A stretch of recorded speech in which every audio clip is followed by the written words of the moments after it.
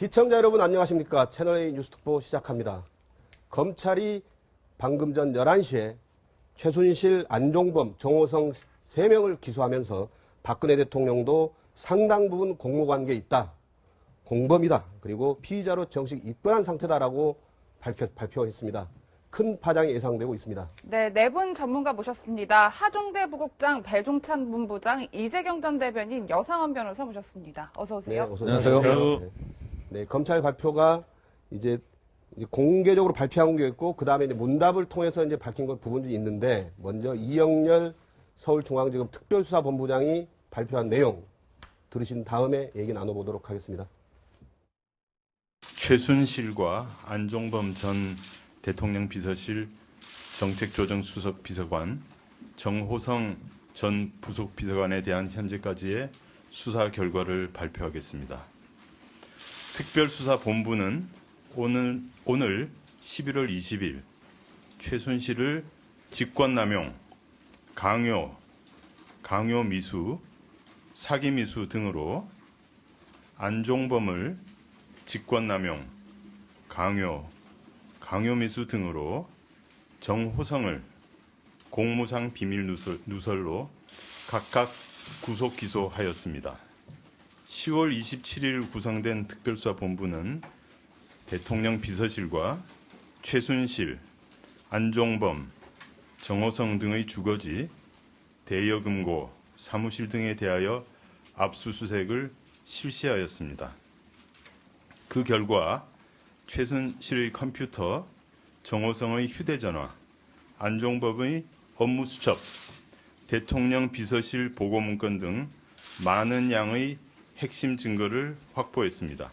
대통령에 대하여 대면 조사가 불가피하여 이를 거듭 요청하였으나 결국 조사가 이루어지지 않았고, 현재까지 수집된 진술 증거, 업무수첩, 휴대전화 녹음 파일 등 광범위한 증거 자료를 종합하여 최순실 등 3명을 구속 기소하게 되었습니다. 미르, K스포츠 재단과 관련된 피고인 최순실, 안종범의 직권남용과 강요 범죄 사실 묘지를 말씀드리겠습니다. 피고인 최순실, 안종범은 직권을 남용하여 전경련 53개 회원사를 상대로 미르 재단과 K스포츠 재단 설립 출연금 합계 774억 원을 강제 출연하도록 강요하였습니다.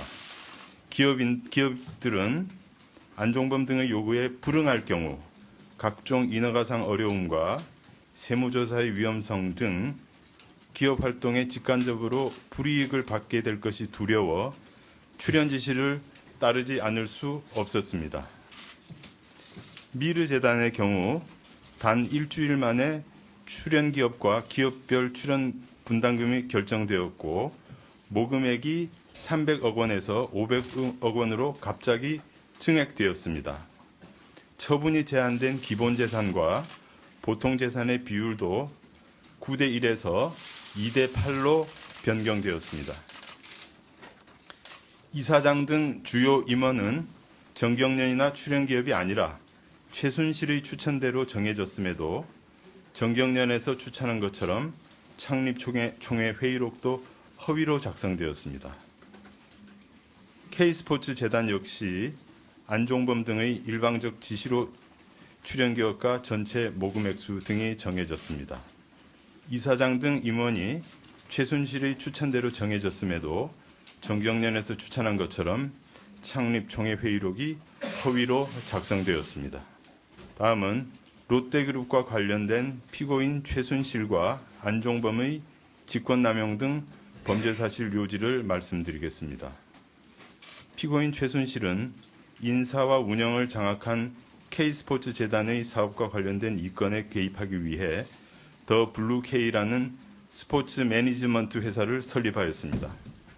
그리고 대기업 지원을 받아 복합체육시설을 건립한 후에 시설 운영 및 관련 수익 사업을 더 블루K가 담당하는 계획을 세웠습니다.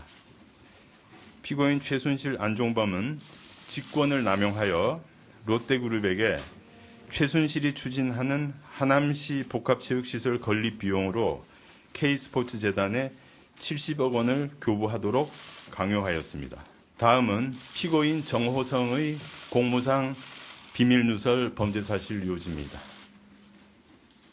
피고인 정호성은 2013년 1월 정부 출범 직후부터 금년 4월까지 정부 부처와 공공기관 고위직 인사 안, 국무회의와 수석비서관 회의 대통령 말씀 자료, 정부 부처와 대통령 비서실 보고문건, 외교자료와 대통령 해외 순방 관련 자료 등 총 180건의 문건을 이메일, 인편, 팩스 등을 통하여 최순실에게 유출하였고, 그 중에는 사전에 일반에 공개되어서는 아니 되는 장차관급 인선 관련 검토 자료 등 47건의 공무상 비밀이 포함되어 있습니다. 특별수사본부는 대통령에 대하여 현재까지 확보된 재반 증거 자료를 근거로 피고인 최순실, 안종범, 정호성의 여러 범죄 사실 중 상당 부분과 공모관계가 있는 것으로 판단하였습니다. 그러나 헌법 84조에 규정된 현직 대통령의 불소추 특권 때문에 기소할 수 없습니다. 특별수사본부는 위와 같은 판단에 따라서 대통령에 대한 수사를 계속 진행할 예정입니다. 마지막으로 특별수사본부는 현재 수사 중인 김종 전 문체부 차관, 조원동 전 경제수석, 장시호 등 사건과 그 외에 재단 출연 기업과 관련된 제3자 뇌물수수 혐의에 대해서도 특검 수사가 시작될 때까지 계속하여 엄정하고 철저하게 수사를 진행하겠습니다. 그리고 향후 특별검사의 수사가 원활히 이루어지도록 최대한 협조하겠습니다. 이상 피고인 최순실, 안종범, 정호성에 대한 현재까지의 수사 결과 발표를 마치겠습니다. 감사합니다. 네, 검찰 수사 결과 핵심적인 내용만 들으셨고요. 현재 국회의원회관에서 야권의 대권 잠룡 6명이 지금 회동을 하고 있습니다. 여기도 현장을 연결해서 보시겠습니다. 함께해 주신 여러분들께도 감사의 말씀 드립니다. 감사합니다. 네, 다음은 심상정 정의당 대표님의 말씀이 계시겠습니다. 네, 조금 전에 검찰이 중간 수사 결과를 발표하면서 박근혜 대통령을 최순실 국정농단 사건의 공범으로 발표를 했습니다. 박근혜 대통령은 정식으로 피의자 신분이 되었습니다. 박근혜 대통령이 지휘하는 대한민국 검찰의 법적 판단입니다. 박근혜 대통령에게 무죄 추적의 원칙은 적용될 수 없습니다. 박근혜 대통령이 자리 보존을 하고 있는 하루하루가 국격 훼손, 또 국익 훼손입니다. 박근혜 대통령은 국민의 명령대로 즉각 퇴진하시기 바랍니다. 국민들은 26일까지 시한을 주었습니다. 만약에 박근혜 대통령이 그때까지 자진 사퇴를 하지 않는다면 국민의 명령대로 헌법에 의거해서 국회는 탄핵 절차에 들어가야 한다. 그렇게 생각합니다. 저는 이제 오늘 초대된 분들 중에 유일하게 당직을 맡고 있는 사람입니다. 그래서 좀 편하게 말씀드릴 수 있다고 생각하는데요. 사실 초대를 받았을 때 네, 검찰 발표가 있었고, 그리고 야권의 대권 주자들이 이제 모여 있는데, 나온 얘기는 어쨌든 문재인 전 대표 같은 경우에는 빨리 퇴진 선언을 해라. 퇴진 선언한 뒤에 협의를 하자. 앞으로 국정 운영 어떻게 할 것인지 협의하고, 그리고 이런 퇴진 선언을 할 경우에는 명예로운 퇴진을 보장하겠다. 이런 얘기가 있었고요. 심상정 정의당 대표 같은 경우는 즉각 퇴진해라. 10월 26일 이후에는 탄핵 절차에 들어가겠다. 이렇게 얘기를 했습니다. 11월 26일이면 이제 이번 주 토요일이죠. 그러니까 촛불 집회가 또 다시 열리는 날인데 예. 그 전까지 퇴진하라. 이런 요구를 내놓았습니다. 그런데 이제 현재 검찰 수사 결과 발표에 대해서 청와대 이제 반응이 나와 있는데요. 이제 박근혜 대통령은 관저에서 직접 TV로 시청을 했다 그러고요. 이제 청와대는 이제 아마 이제 한광욱 비서실장 주재로 회의를 하고 있는 것 같습니다. 그래서 공식 반응은 나오지 않았는데 소위 이제 비공식 반응으로 청와대 관계자 얘기로 나온 것은 굉장히 매우 유감스럽다 이런 내용입니다. 그리고 소위 이제 미르재단이나 K스포츠재단에 그 돈을 모았던 것은 정상적인 국정과제 추진 과정에서 자발적인 기업의 협조를 받아서 모은 것이지 절대 직권남용을 지시한 적은 없다. 소위 안종범 수석이 뭔가 오해하고 잘못한 거 아니냐 약간 이런 취지로 지금 설명을 하고 있는 것 같고요. 그다음에 정호성 전 비서관이 대통령 연설문이나 기타 여러 가지 문건을 유출한 부분도 연설문의 표현이라든지 이런 것을 도움을 받으라고 그랬지 문건은 그런 식으로 유출하려 한 건 아니다. 이런 취지로 어떤 입장을 정리하고 있는 것으로 보입니다. 그러니까 아마 이 참모들이 오히려 대통령 뜻과 다르게 행동했다는 쪽으로 아마 변론을 하지 않을까, 방어를 하지 않을까 예상이 되고요. 그다음에 박근혜 대통령의 변호인인 유영하 변호사가 아마 오후에 박 대통령의 입장을 밝힐 것으로 예상되고 있습니다. 자, 이제 검찰 발표 들으셨는데 일단 가장 큰 게 상당 부분 공모관계가 있다. 예. 그리고 정식으로 이 발표 전에 이미 피의자로 입건을 했다 이렇게 얘기했거든요. 그래서 특히 이제 현재 이제 직권남용 혐의, 그다음에 공무상 비밀 누설 주로 이 두 가지 부분에 이제 공범으로 보고 있는데 제3자 뇌물수수부도 계속 조사 중이다. 이건 증거가 아직 명확하지 않아서 그 부분은 이제 명확하게 뚜렷하게 혐의 입증이 안 됐을 뿐이고 이 부분도 계속 수사 중이다. 이제 이렇게 얘기했거든요. 그래서 좀 전체적으로 좀 어떻게 보십니까? 예, 네, 여 변호사. 검찰에서도 고심을 한 흔적은 보였습니다. 왜냐하면 이영렬 본부장이 발표할 때는 공모라든가 피의자란 말을 안 썼거든요. 그러니까 그 전 국민에게 지금 중계되는 그렇죠. 거기서는 그런데 기자들의 어떤 그 노승관 차장인가요? 네. 거기서는 지금 대통령을 공모관계로 적시했고 공소장에 그다음 피의자로 완전히 확정했다 이렇게 나왔기 때문에 지금 검찰도 고심을 한 흔적은 보이는데 예. 제3자 특히 뇌물 제공 같은 경우 아주 민감한 사안입니다. 이 부분에 만일 그 범죄가 인정된다면은 대통령이 어떻게 진짜 그 실형을 받아야 되는 그런 상황까지 갈 수 있기 때문에 검찰의 고심도 많았는데 지금 인정되는 거는 명백히 인정되는 건 직권 남용하고 저게 공무상 기밀 누설이다. 그 부분은 99% 혐의 입증이 가능하다 해서 기소했다는데 근데 그 대통령 청와대 반응도 저는 한편에 이해가 되는 게 예. 지금 이거는 결국 안종범 수석하고 최순실 씨의 진술에 의해서 이렇게 지금 대통령 공모관계를 인정했다는 게 되거든요. 물론 수첩도 네. 있고 하지만은 그렇지만 이 공모관계를 넣으면서 어떻게 대통령에 대해서는 한번 조사도 하지 않고 물론 그것 때문에 조사를 갖다 좀 미뤘을 수도 있습니다. 조사도 하지 않고 바로 범죄인으로 규정하느냐. 예. 청와대에서는 그게 아주 불만일 것 같고요.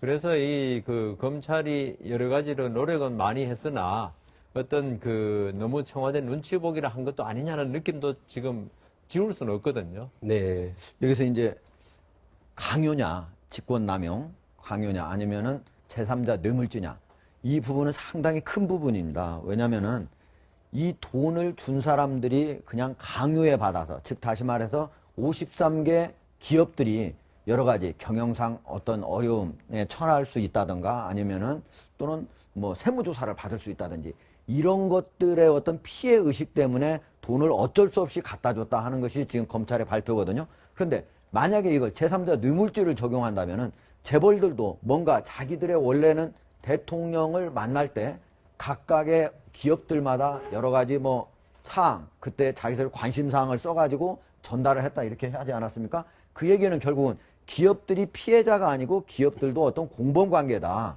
이렇게 어떤 이득을 위해서 갖다 줬다. 이렇게 했을 때는 나중에 뇌물죄가 적용될 수가 있고 뇌물죄가 적용되면 제3자 뇌물죄가 적용되면 그 돈을 받은 걸 다 다시 추징을 해야 되거든요. 물론 피해자들의 형량도 크게 늘어납니다. 지금까지 저기는 15년 이하로 되어 있지만은 무기징역까지도 가능할 수 있고 그래서 이런 부분들은 현재 검찰이 현직 대통령에 대해서 조사를 하기 때문에 아무래도 조심스럽게 하고 앞으로도 계속적으로 특검이 있을 때까지 조사를 해야 되겠다. 이 정도로 끝낸 거 아닌가. 결국은 특검에 가면은 이 법률 조항이 적용될 것인가 아닌가 가장 큰 어떤 논점으로 제기가 될 것으로 보입니다. 예, 결과적으로 헌정사상 최초로 현직 대통령의 그 범죄 혐의가 입증이 됐다고 볼 수도 있는데 파장이 대단할 것 같아요. 네, 그럼요.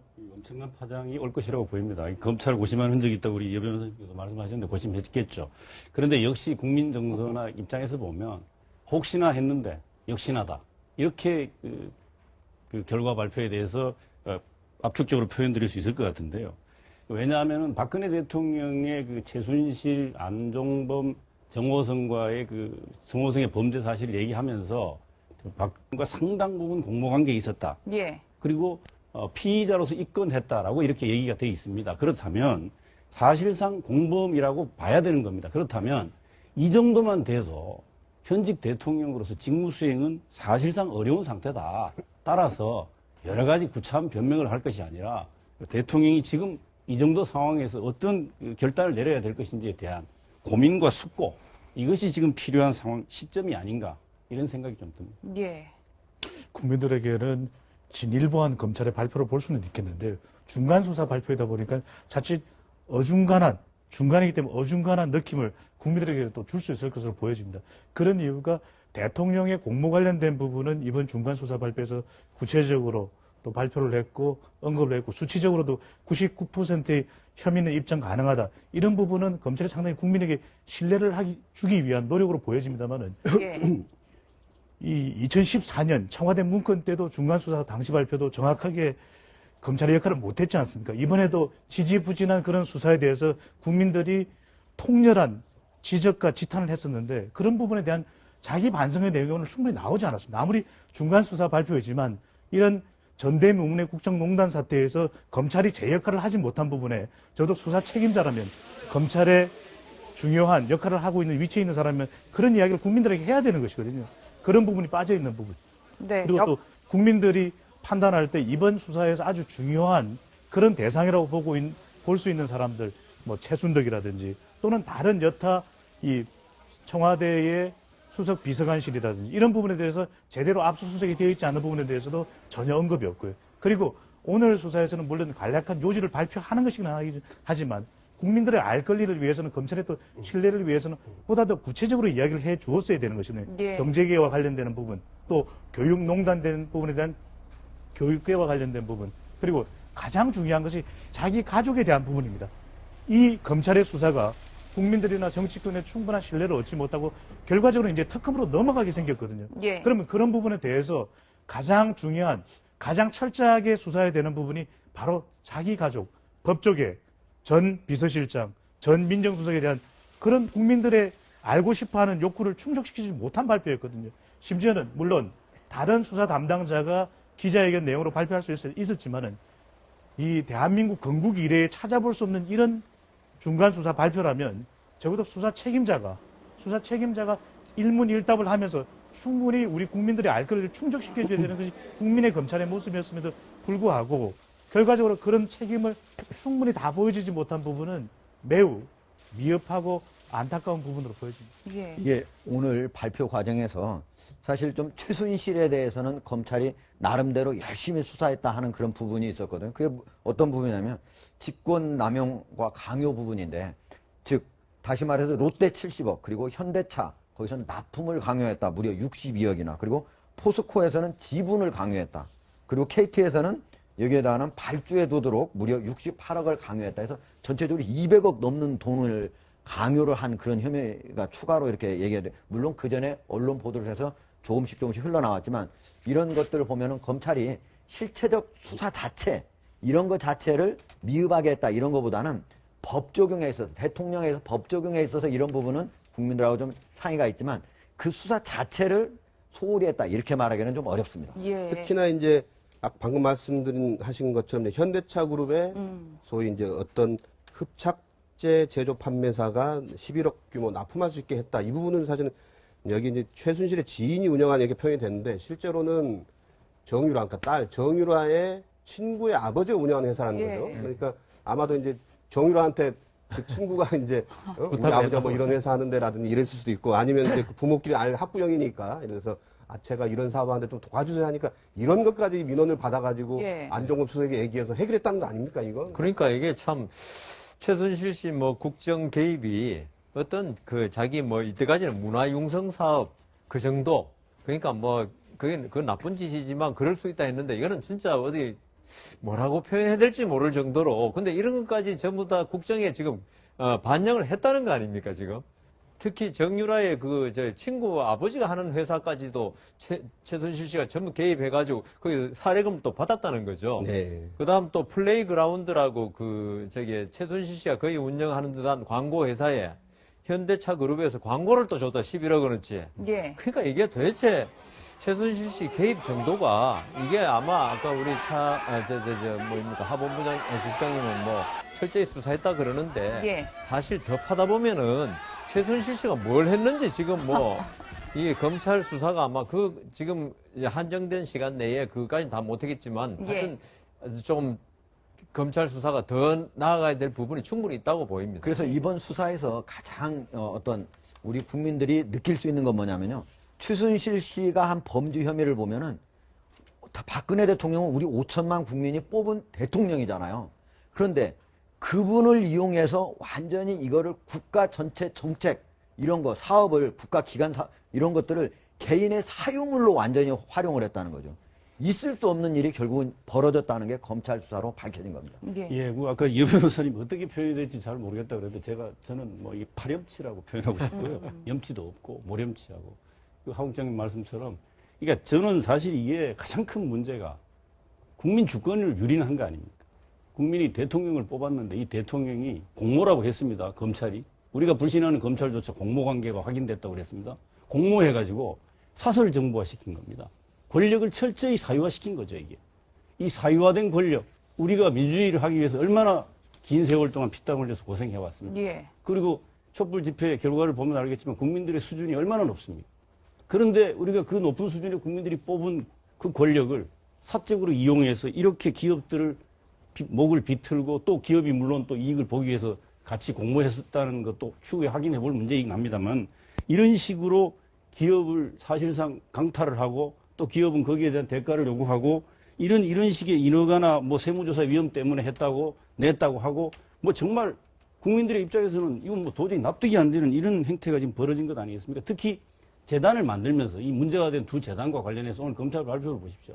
기본재산과 보통재산이라고 재단을 만들어지는데 9대1로 기본재산이라는 건 처분 불가능한 겁니다. 그런데 2대8로 바꿨다고 하는 것은 무슨 얘기냐 하면 예. 8을 보통재산으로 하고 2를 기본재산으로 한다는 건 처음부터 그 돈을 빼돌리겠다는 마음대로 그런 뺄수 생각을 있게. 가지고 만들었다는 게 예. 당연하게 드러난 겁니다. 예. 그리고 인사 문제도 거짓말한 것 아닙니까? 회의록은 뭐 정경련이 추천해서 재단 이사진을 구성했다고 했는데 오늘 검찰 발표를 보면 최순실 씨가 추천해가지고 재단을 만들었다는 거 아닙니까? 그렇죠. 이게 도대체가 뭐 어떤 이런 파렴치하고 후한부치한 행태들이 벌어졌는지에 대해서 우리가 분노를 금할 수 없는 것이고요.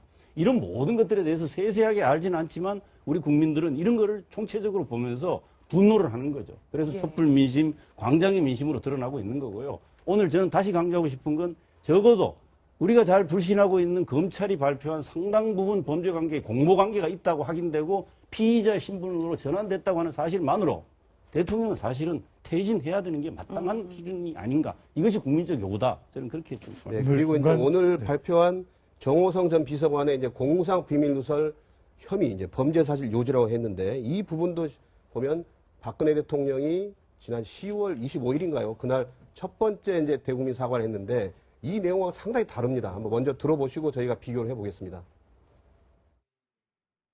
지난 대선 때 주로 연설이나 홍보 등의 분야에서 저의 선거 운동이 국민들에게 어떻게 전달되는지에 대해 개인적인 의견이나 소감을 전달해주는 역할을 하였습니다. 일부 연설물이나 홍보물도 같은 맥락에서 표현 등에서 도움을 받은 적이 있습니다. 취임 후에도 일정 기간 동안은 일부 자료들에 대해 의견을 들은 적도 있으나 청와대의 보좌 체계가 완비된 이후에는 그만두었습니다. 저로서는 좀 더 꼼꼼하게 챙겨보고자 하는 순수한 마음으로 한 일인데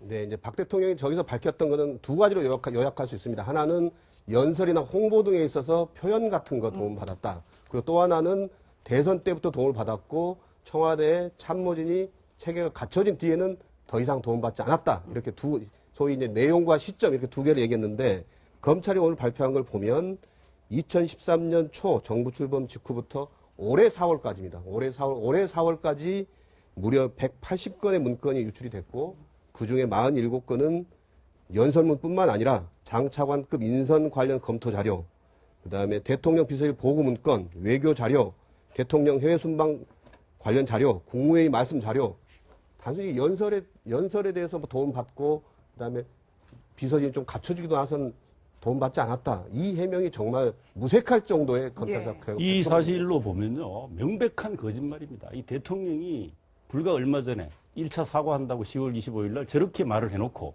오늘 검찰 수사 결과를 보면 지금 앵커께서 말씀하신 그대로 아닙니까? 금년 4월까지 그러면 아무리 좋게 해석을 해서 농담처럼 말씀드리면 보좌진 체계가 금년 4월에 갖춰졌다는 얘기입니까? 그건 4년 걸려가지고 보좌진 체계가 갖춰졌다 이렇게 또 변명할지 내 지금 그게 궁금해지고요. 예. 그 지금 뭐 검찰이 발표한 그대로 보면 뭐 공공기관의 고위직 인사, 국무회의, 수석 비서관 회의, 대통령 말씀 자료, 정부 부처 대통령 비서실 뭐 보고 문건, 외교 자료까지 해외 순방 자료. 도대체 뭐 국정 전반에 걸쳐서 왜 최순실 씨한테 이걸 다 방법도 그랬다면서요. 인편으로 또 심지어 보내고 이메일로 보내는 것도 부족해서 인편으로 보내기도 하고 뭐 직접 들고 뭐 갖다 보고 했다는 얘기도 있고 이런 식으로 하고 일반 국민에게 공개돼서는 안 된다고 하는 자료도 무려 47건이나 돼 있는데 예. 대통령이 이런 거짓말까지 서슴없이 하고 물론 뭐 최근에도 수사받겠다고 하고 나서 수사 안 받는 이런 거짓말도 하는 대통령이 돼버렸습니다만 이런 것이 다 확인돼서 국민들이 또 느낄 충격은 또 이루 말할 수 없을 것 같아요. 근데 그 지금 검찰에서 계속 이제 입증이 됐다 그러고 이제 여기 계신 분들도 전부 입증이 됐다 그러는데 저는 뭐 법조인이니까 입증은 아직 안 됐습니다. 예. 입증이라는 거는 법원에서 재판 과정에서 여러 증인이 나와 대법원 확정 판결이 나야지 입증되는 거고요. 그렇죠. 이거는 지금까지는 검찰의 주장입니다. 저는 뭐 이 재판도 많이 해보고 피고인 무죄 변론도 많이 해보지만은 우리가 여기에 대해서 지금 의혹을 가지고 있고 그 의혹이 상당히 그 가능성이 있는 거는 맞지만은 입증이 됐다고 하는 표현은 있죠. 저는 대통령을 변호하고자 한 게 아니라 우리가 만일 내 문제가 이렇게 검찰의 조사를 받을 때 검찰이 이렇게 기소를 제기하면 그게 다 맞는 걸로 할 때 우리가 얼마나 억울하겠습니까? 그렇네요. 예. 그래서 저는 대통령의 입장이 아니라 일반 사건에 볼 때도 검찰이 이렇게 먼저 치고 나가고 물론 이게 국민적 관심사기 때문에 그렇게 하는 거 충분히 이해가고 그다음 국민들이 알고자 하기 때문에 저는 뭐 그럴 수 있다 하지만은 우리가 너무 법조 특히 사법기관은 있죠. 어떤 이럴 때일수록 사법기관만이라도 흥부를 하지 말고 냉정을 갖다가 지켜야 한다고 생각합니다. 예. 그래서요. 사실은 이제 대통령이 지금 국민들이 대통령을 바라볼 때 가장 크게 저는 중점을 두고 바라보는 게 뭐냐면은 대통령의 말의 진실성 그리고 그 말을 신뢰할 수 있는가 이런 거라고 생각을 합니다. 지금 대통령이 사과 성명을 내면서도 말했던 부분들이 검찰 조사 과정에서 보니까 이렇게 거짓말로 드러났을 때 대통령이 과연 다음 주, 이번 주 중에 검찰의 조사를 받겠다고 하는데 과연 검찰에 와서 하는 말씀은 과연 진실을 그대로 밝힐 것인지 아니면 어떻게 하면은 내가 하야한 이유, 아니, 하야가 아니고 뭐 그 이후에 이미 임기가 끝난 다음에 만약에 형사 처벌을 받더라도 그때 어떻게 하면 가장 처벌을 적게 받을 것인가. 그래서 어떻게 진술하면 좋을까. 이걸 연구하는 게 아니고 지금이라도 대통령은 진짜 5천만 국민한테 진실을 그냥 털어놓고 용서를 비는 것이 하나 더 정치적으로 낫고 우리나라 대한민국 미래를 위해서도 나은 것이라고 생각을 합니다. 그런데 문제는 그 유출된 자료 중에 장차관급 인선 검토 자료가 있었다는 거예요. 그럼 최순실 씨가 인사에도 개입했다 이렇게 볼 수 있을까요? 오늘의 검찰 수사 발표는 국민들의 신뢰와 직결되는 것이거든요. 그렇기 때문에 물론 검찰의 그동안의 관행도 이해가 됩니다. 국민들의 입장에서는.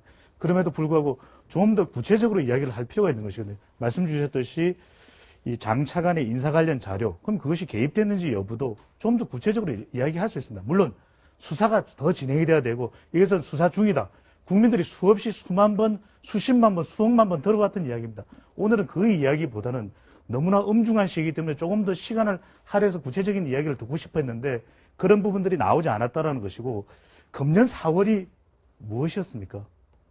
국회의원 선거가 있었던 때였습니다. 예. 국회의원 선거와 관련해서도 개입되지 않았느냐라고 하는 그런 의혹도 있거든요. 그렇다면 그런 부분에서 좀 망라돼서 조금 더 구체적으로 이야기가 될 필요가 있었고, 또 오늘의 이 중간수사 발표는 국정농단 사태와 관련된 부분에 대한 것을 국민들이 더 듣고 싶었는데 대국민 메시지가 되기 때문에. 그런데 최순실 씨 개인의 단독 범행 사기 미수, 이것이 과연 오늘 핵심적인 내용이었을까요?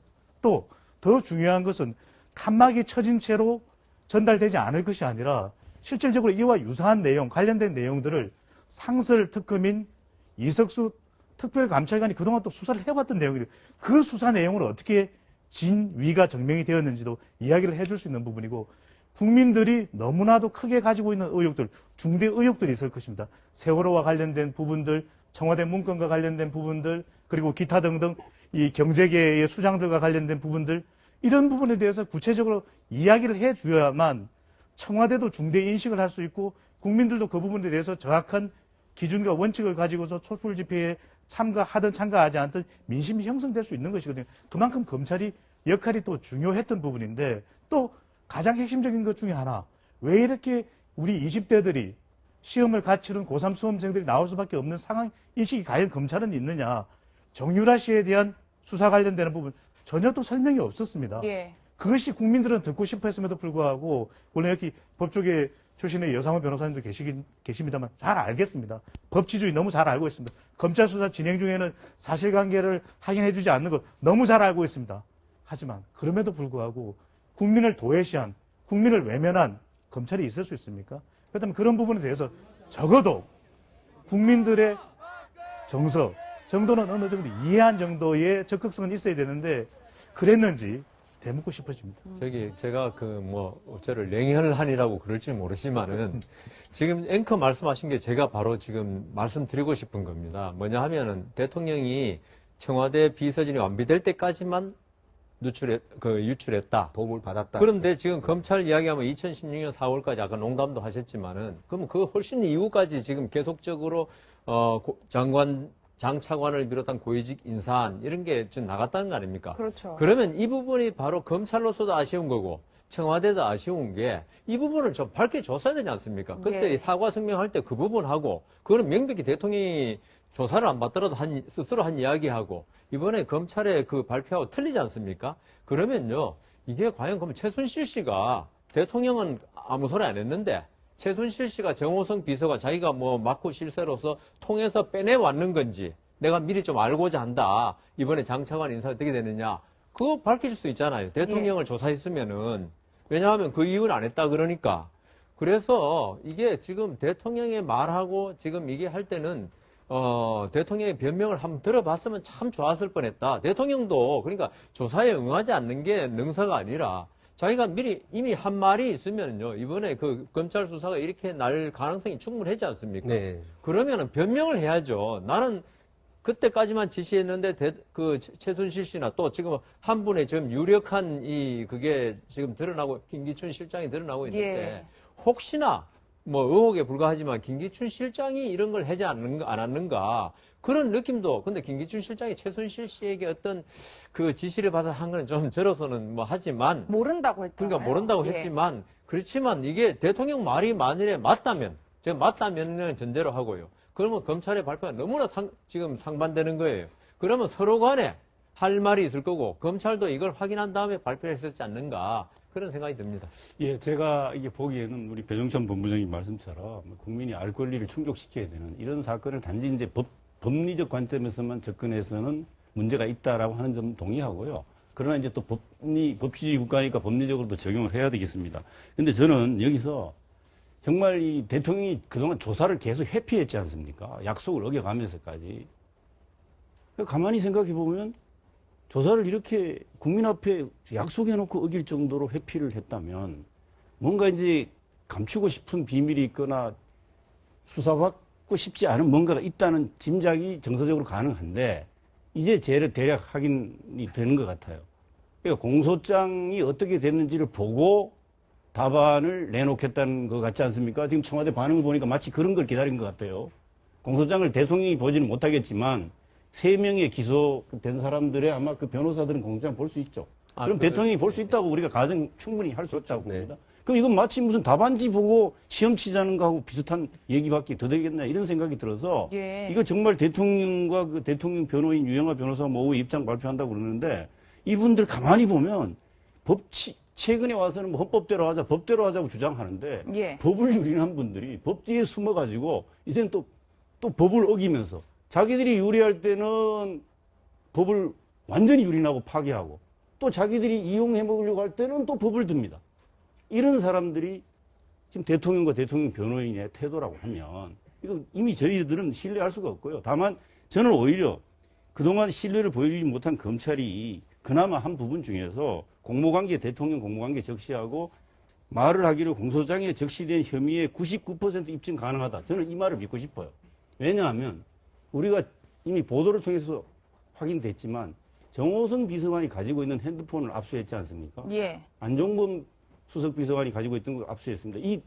이 핸드폰은 청와대에서도 10사람 안쪽으로 아마 쓸 수 있는 핸드폰입니다. 그리고 이 핸드폰의 특성이 대통령과 통화를 하면 자동으로 녹음이 된다고 하네요. 예. 그럼 그거 확보되어 있으면 검찰이 99% 입증 자신 있다. 지금 공모관계를 얘기하는 겁니다. 직권남용, 뭐 강요 미수 사기 포함해서 이 핸드폰 내용을 검찰이 안 들여다봤겠냐 이거죠. 그래서 법도 최소한의 상식이라고 하지 않습니까? 저희가 미루어 볼 때 대통령의 공모관계 피의자로서의 신분 전환 부분은 검찰이 99% 확신한다고 할 만큼 상당한 근거가 있다고 우리가 충분히 미루어 짐작할 수 있는 것 같습니다. 근데 이제 또 하나 재밌는 대목이 이제 앞으로 박근혜 대통령이 이제 뭐 검찰 조사 또 특검 조사, 국회 국정조사도 응해야 되겠지만 예. 지금 먼저 최순실 씨나 안종범 수석이나 먼저 기소된 거 아닙니까? 정호성 비서관이나 이제 재판을 하게 되지 않겠습니까? 네, 이제 네. 그것도 구속 만기가 또 정해져 있고요. 그럼 당연히 핵심 증인이 될 수밖에 없는 거 아니겠습니까? 박 대통령이. 예. 그럼 당연히 재판장 입장에서는 재판부 입장에서는 대통령 공무관계라고 그랬고 이 사람들은 또 지시받아서 했다 이랬을 거 아닙니까? 할 거 아닙니까? 그러면 당연히 박근혜 대통령 증인으로 불러야 된단 말이죠. 예. 어떨 것 같습니까? 그 부분은? 뭐 현실적으로 뭐 대통령을 증인으로 뭐 못 부르라는 법은 없겠죠. 거기에 뭐 기소가 안 된다는 거지. 어떤 증인으로 나가는 건 자기가 그 피고인 본인이 안 되는 건 가능하기 때문에 하지만 대통령이 뭐 굳이 그 공개된 법정에서 공개할지 안 할지 모르지만 일단 원칙은 법정은 공개하게 되어 있습니다. 예. 대통령이 나와서 어떤 이렇게 제 질문에 답할지 저는 지금 수사는 밀행성 아닙니까? 수사는 본래 그 비밀리하게 되어 있습니다. 왜냐하면 피의성도 하지 않을 것이거니와 하더라도 절대로 출석하지 않을 것 같습니다. 네. 이제 검찰 측에는 신청하겠죠, 아무래도. 검찰 신청 안 하죠. 안 할까요? 예. 그렇게 조사만 응한다면 안 할 수도 있는데. 그다음 아까 말씀하셨다시피 지금 안종범 수석의 업무 수첩, 그다음 그 정호성 비서관의 그 휴대폰이 있기 때문에 대통령을 지금 소환 안 해도 상당 부분 입증이 될 거기 때문에요. 소환은 정의 신청 안 할 겁니다. 그쪽에서도 대통령과 그러니까 안종범 수석이나 최순실 씨, 정호성 씨가 우리가 언제 정인을 신청하냐면은 이 사람들이 대통령에 관련된 진술 부분을 부인할 텐데 지금 대통령 진술 조서가 없어요. 그렇지 않고는 검찰이 정인 신청하지 않습니다.